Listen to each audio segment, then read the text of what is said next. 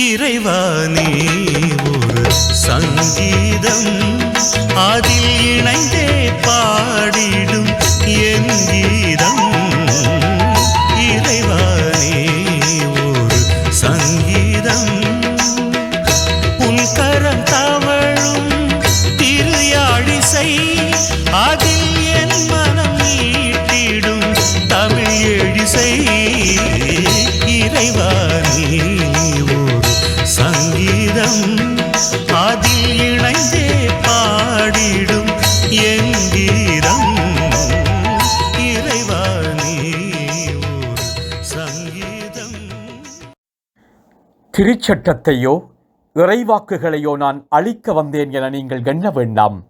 அவற்றை அழிப்பதற்காக அல்ல, நிறைவேற்றுவதற்கே வந்தேன். மத்தேயு 5:17. அன்புமிக்க சகோதர சகோதரிகளே, திருச்சட்டத்தையோ இறைவாக்குகளையோ அழிக்க வரவில்லை என இயேசு கூறிய போது யூத மரபில் தாம் வேரூன்றி இருப்பதை அவர் காட்டினார். திருச்சட்டம் என்பது யூத மக்களுக்கு மோசே வழியாக வழங்கப்பட்டது. இறைவாக்கு என்பது கடவுளின் திட்டத்தை மக்களுக்கு கடவுளின் பெயரால் எடுத்துரைத்து இறைவாக்கினரின் போதனையை குறிக்கும் யூத மக்களின் சமய நூலில் காணப்படுகிற போதனைகள் முழுவதையும் திருச்சட்டமும் இறைவாக்குகளும் எனும் சொல் வழக்கு உள்ளடக்கும். எனவே இயேசு யூத சமய போதனைகளை தாம் அழிக்க வரவில்லை என்றும் அவற்றை நிறைவேற்ற வந்ததாகவும் கூறுகிறார். இங்கே ஒரு முரண்பாடு உள்ளது போல தோன்றலாம். அதாவது இயேசு பல தருணங்களிலே யூத சமய பழக்கங்களை கடுமையாக விமர்சித்தது உண்டு. சமய சடங்குகளுக்கு முன்னிடம் கொடுத்து உள்ளத்தின் ஆழத்தில் நேர்மையின்றி நடந்தோரை இயேசு கடிந்து கொண்டு, அதே நேரத்தில் அவர் திருச்சட்டத்தையும் இறைவாக்குகளையும் நிறைவேற்ற வந்ததாக கூறுகிறார். இங்கே இரு முக்கியமான உண்மைகளை காண்கிறோம். இயேசு பழைய ஏற்பாட்டு மரபை புறக்கணிக்கவில்லை என்பது முதல் உண்மை.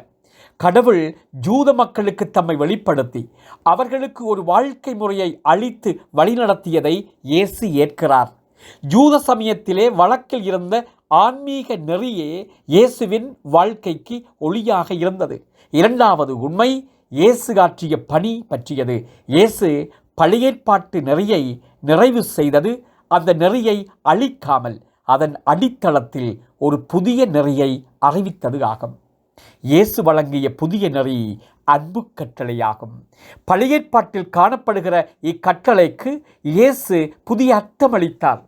கடவுளின் அன்பை மக்களுக்கு எடுத்து காட்டி அதை அவர்களோடு பகிர்வதே தம் பணி என இயேசு போதித்தார்.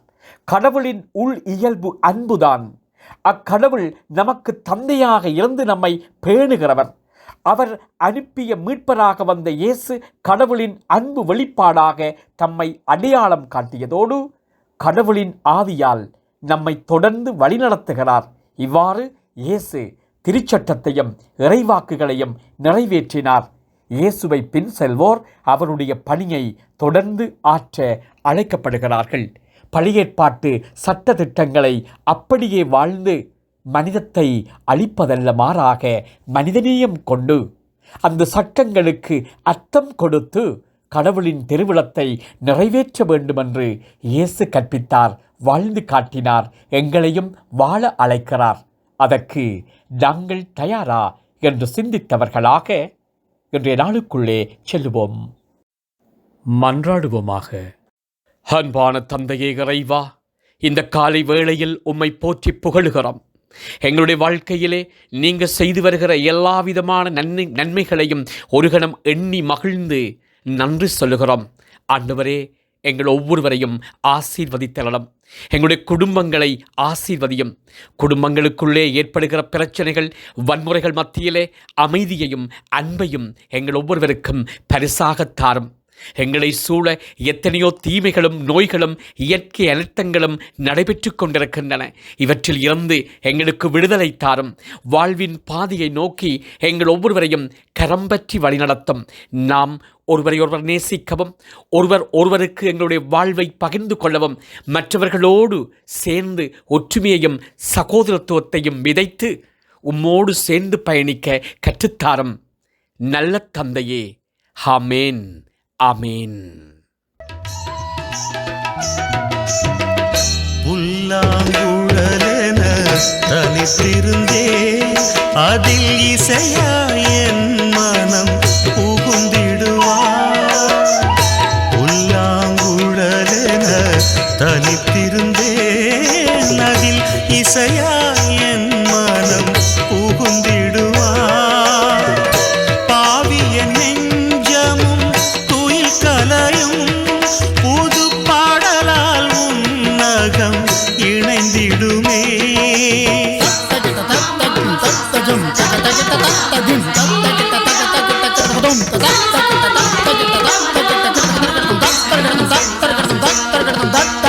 எரிகின்ற சுடராக வெண்ணீங்கள் உன்வானில் என எங்கு திரியாக ஏற்றாயும் இறைவா.